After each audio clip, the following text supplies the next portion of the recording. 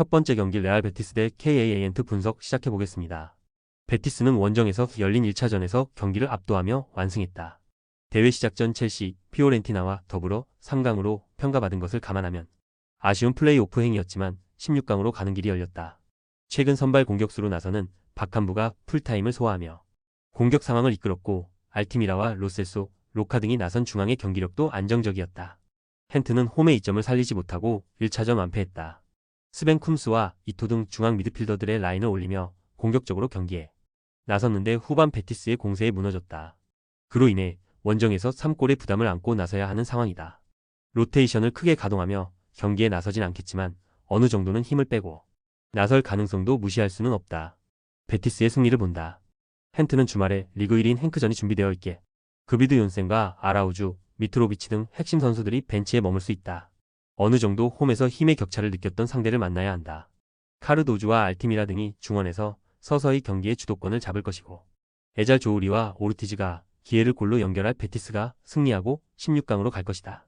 두 번째 경기 NK 올림피아 대 보라츠 분석 시작해보겠습니다. 올림피아 류블리아나는 원정에서 열린 1차전에서 패하고 홈으로 돌아왔다. 그러나 공격형 미드필더인 플로루츠가 퇴장당했고 원정이었음을 감안하면 한 골 차가 절망적인 건 아니다. 라트니크와 조지 실바 등 수비 라인이 안정적으로 경기를 운영한 것도 인상적이었다. 강점이 있는 홈 경기에서 플로루츠가 빠지는 건 아쉽지만 드루도브와 블랑코 등이 최전방 공격수인 알렉스텐과 함께 공격적으로 골을 노릴 것이다. 보라츠는 샌디 오그린에게 골로 1차전을 승리하며 16강 진출에 유리한 고지를 밟았다. 그러나 후반 초반 상대의 퇴장이 나왔음을 감안하면 한 골차 승리는 아쉬웠다. 그것도 인저리 타임에 겨우 나온 한 골이었다. 그래도 이 경기에서 무승부만 기록해도 16강으로 갈 수 있는 건 분명하다. 류블리아나의 승리를 본다. 보라츠는 이번 대회에서 홈 무패를 기록하며 홈의 강점을 보였다. 그러나 원정에서는 연패를 당하며 고전하는 모습이었다. 홈의 이점을 충분히 이용하며 상대를 몰아칠 수 있고 블랑코와 알렉스템이 적극적인 침투로 보라치의 수비를 공략할 홈팀이 승리할 것이다. 세 번째 경기 파포스 FC 대 오모니아코스 분석 시작해보겠습니다. 파포스는 1차전 원정으로 치러진 경기에서 절반의 성공 이상을 해냈다. 선제골을 허용하며 끌려간 경기였는데 후반 막판 오르시치의 동점골이 결정적이었다. 키프로스 리그의 라이벌을 상대하는 플레이오프 일정이기에 부담이 큰 상황이었는데 패하지 않았기에 이 경기를 통해 승리에 도전한다. 위력적인 시너지를 냈던 이반 슈니치와 페페의 중원이 다시 가동될 것이고 자이로와 드라고미르가 저돌적인 문전 침투를 할 것이다. 오모니아코스는 후반 초반 터진 윌리 세메두의 선제골을 지키지 못하고 1차전 무승부를 기록했다. 파포스 상대로 고전했지만 선제골을 터뜨렸는데 승리하지 못하며 어려운 상황에서 2차전에 나서야 한다. 원정 일정이기에 무리한 운영보다는 쿨리발리와 파나유투, 카마스 등 수비 라인이 골키퍼 앞을 지켜낼 것이고 마리치가 중원에서 수비 보호에 집중할 것이다. 파포스의 승리를 본다. 오모니아코스는 카코올리스와 요베티치 등 기회를 해결할 수 있는 베테랑 공격수들이 있다. 그러나 중원의 활동량이 떨어지는 문제가 있는 것도 사실이다. 페페와 슈니치 등이 중원에서 왕성한 움직임을 앞세워 점차 경기를 지배할 파포스가 승리하고 16강으로 갈 것이다. 네 번째 경기 하이덴하임 대 코펜하겐 분석 시작해보겠습니다. 하이덴하임은 원정에서 펼쳐진 경기를 승리하며 유리한 상황에서 이 경기에 나설 수 있다. 분데스리가에서 하위권 순위로 잔류 경쟁 중이기에 로테이션을 가동한 컨퍼런스 리그였는데 내용과 결과를 모두 잡았다. 그리고 이 경기는 홈이기에 굳이 로테이션이 아닌 베스트 전력으로 나설 수 있다. 마인카와 침버가 중앙 수비로 나설 수 있고 폴 워너가 경기를 조율할 수 있을 것이다. 코펜하겐은 홈에서 경기를 주도하고도 패했기에 불리한 입장이다. 게다가 주말 일정이 덴마크 리그 우승 경쟁 중인 라이벌 미트월란을 만나는 경기다. 때문에 두 경기를 모두 욕심내다가 두 마리 토끼를 모두 놓칠 가능성도 있다. 이 경기는 원정이기에 델라이니와 매트슨 등 중앙 미드필더들이 무리하지 않고 수비를 보호하며 역습으로 클라에손의 한 방을 기대할 것이다. 하이덴하임의 승리를 본다. 코펜하겐은 이번 대회에서 라피트빈의 원정 대패하는 등 원정 경기력이 아쉬웠다. 또 라이벌인 미트월란전이 준비되어 있기에 선제골을 허용하면 급격히 무너질 수 있다. 홈의 이점을 살릴 수 있고 시엔자와 지브지바체, 파이링거의 스리토비 공격적으로 원정팀 수비를 공략할 하이덴하임이 승리하고 8강으로 갈 것이다. 다섯 번째 경기 보데글림트 대 트벤테 분석 시작해보겠습니다.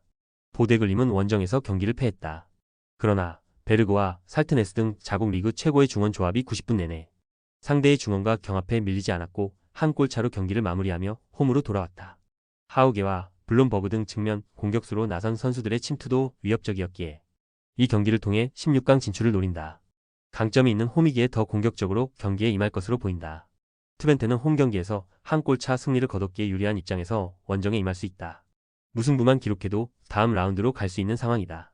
그러나 홈의 이점을 살리지 못하며 가까스로 승리한 데다 수차례 좋은 기회를 놓친 게 아쉽다. 이번 원정에서는 최전방에 나설 볼프스빈케를 제외한 선수들의 라인을 확실하게 내린 수비적 운영으로 승부를 볼 것이다. 보데글림의 승리를 본다. 트벤테는 에레디비지의 득점왕을 노리는 이선 공격수 스테인을 중심으로 공격적인 축구에 강점이 있다. 그러나 버티기로 나서며 역습을 전개하는 데는 강점이 떨어진다. 홈의 이점을 노릴 수 있고 살트네스와 베르그, 에브엔 등이 중원 우위를 가져갈 보데글림이 경기를 주도할 것이다. 여섯 번째 경기 갈라타사라이 대 알크마르 분석 시작해 보겠습니다. 갈라타사라이는 원정에서 펼쳐진 1차전에서 대패하고 홈으로 돌아왔다. 튀르키예 리그에서 라이벌인 페네르바체를 제치고 1위를 달리는 팀인데 유로파 16강에도 가지 못할 위기를 맞았다. 롤란드 살라이의 한 골이 나왔지만 측면 수비수로 나선 아이안의 퇴장이 나오며 생긴 수적 열세가 컸다.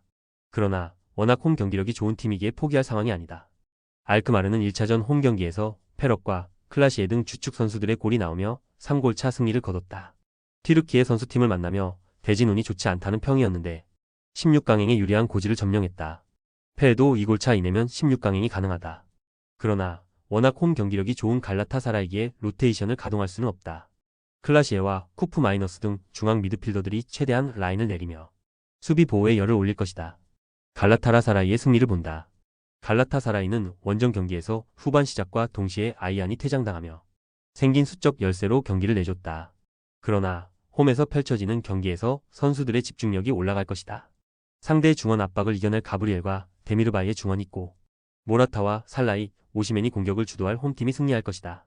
조합은 아래 고정 댓글 링크로 편하게 말 걸어주시면 조건 없으며 스포츠를 좋아하시는 분들이라면 모두 환영합니다. 스포츠 당첨 어렵지만 그건 어떻게 하냐의 차이입니다. 두 눈으로 어떤 차이인지 직접 확인하시고 우리 모두 같이 승리합시다.